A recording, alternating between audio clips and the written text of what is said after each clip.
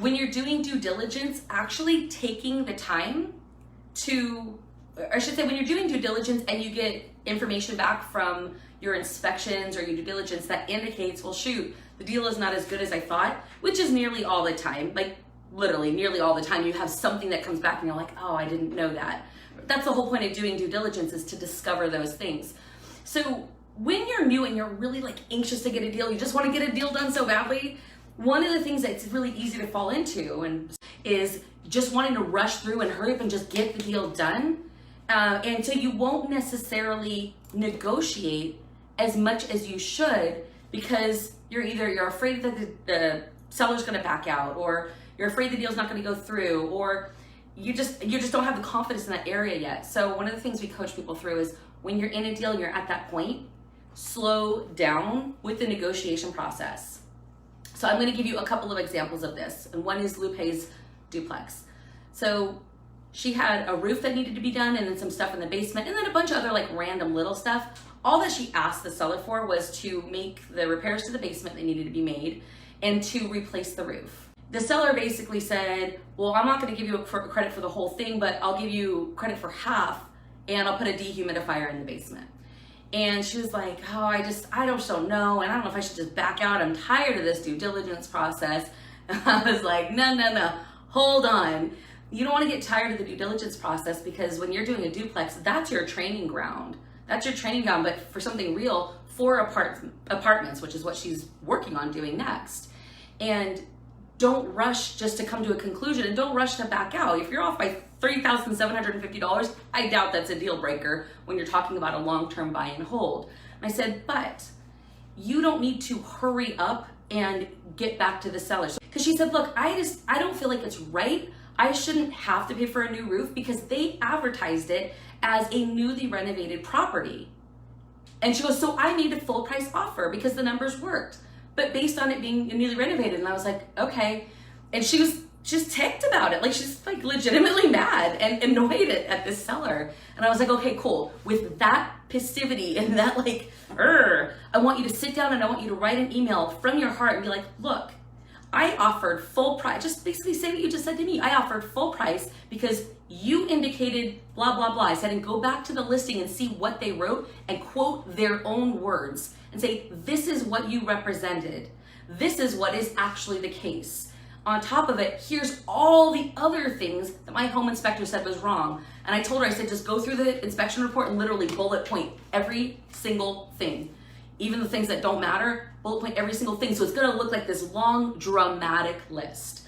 And I said, and I know you're not asking for any of those things. The whole point is, look, I gave you full price. You're not giving me a property that you said was in the shape it is. All I'm asking you to do at this point is pay for the whole roof. But these are all the other things that are wrong. And maybe I'll ask you to fix those as well. It's just coming from a negotiating standpoint. Chances are the seller's gonna look at that and go, ooh, okay, if they wanna sell, they're gonna say, okay, fine, we'll just pay the other $37.50. It's not that much money to them either, and they can be done with it.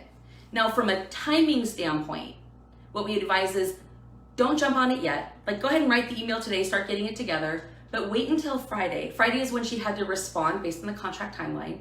Wait until Friday to respond, because the longer it is between the time that the property's been off the market, which is now in what, like 3 weeks, I think, because it's, she had an inspection period, then went back and there's all this timing. I said, wait until Friday and then submit it, because now they're like, oh, they could either give up the $37.50 and give her the full credit she wants, or if they say no to it, they have to, at this point, look and go, we're gonna have to start from scratch. We've already been off the market for 3.5 weeks. We're gonna have to put it back on, wait for a new buyer, go through their inspection. They're not gonna do it. They probably just want out. And now that they're aware of all these issues, don't they have to disclose them also? Technically, yeah. They have to, right. Not that they will, but they're supposed to. And really, it's kind of garbage that they didn't disclose the roof. And the pictures, like she told me, she's like, I couldn't tell from the picture at all that it had a bad roof, but apparently like it's bad. Like, it has to be completely torn off and replaced. Yeah, so like the whole strategy that we were teaching to Lupe is, it's a mindset thing, right? I don't know how many baseball fans are out there, but I'm gonna like bore you with the story.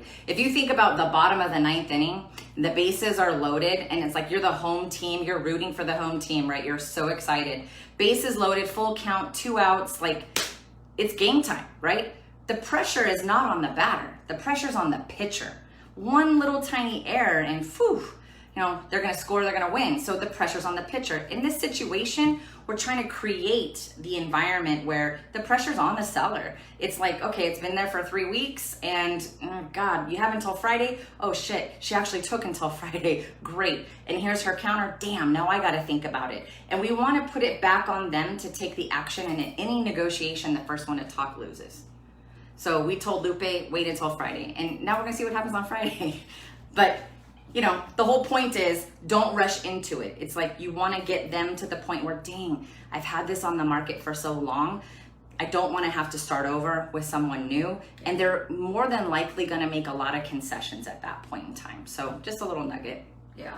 So just, you have to take the emotion out of it. And once we talked through that, she was like, okay. You have to remove the emotion. You have to not be like, oh, but I just want to get this one done. I'm tired of being in due diligence. The first one who's tired of dealing with it is the first one who's going to lose. Yeah. So I was like, let that go. Let it take longer. You're still going to close at the same time. It's not like you're going to close any later. Take your time. Let them sweat it out a little bit. And it was the same thing when Battelle was going through negotiating with that 9 unit. She was like, I just want to give him my highest and best. And I was like, no, you are not allowed to give him your highest and best yet. Like, it's a game, it's a dance. And one thing you had pointed out, like, some people really like the art of negotiating. Like, it's a thing for them. If they don't get to, right? If they don't get to like haggle back and forth, it loses the charge. So you have to know that you can't be so attached to the deal that you're not willing to make it a good deal for you. Yeah, and one of the biggest pieces that I told to Lupe was it's a mindset thing and you need to look at due diligence differently. I told her, like, due diligence it's where it's going to make or break the deal. And if you move forward without doing everything and making the numbers work, you're not going to serve yourself well. You might end up losing money in the long run. But the due diligence process for most people, it's very drawn out, detailed. A lot of people don't like to get into the weeds, and God forbid you have instant gratification and you just want property. Yeah. Literally, that comes to play in a lot of people's mindset. And then you might make a decision or overlook something or get a little lax, and you don't want that. If you're interested in learning more about real estate investing or investing in passive income, multifamily, or apartments, feel free to join our free private Facebook group. If you know that you want help, you want someone to hold your hand, and you want to be part of a mastermind and have coaching, all that you need to do is text the word freedom to 619-373-8461. So if you just want to see, like, what is that about and how can I speed up my results and do it more safely, I'd be happy to chat with you about what your options are and see what we can do to help you along your journey.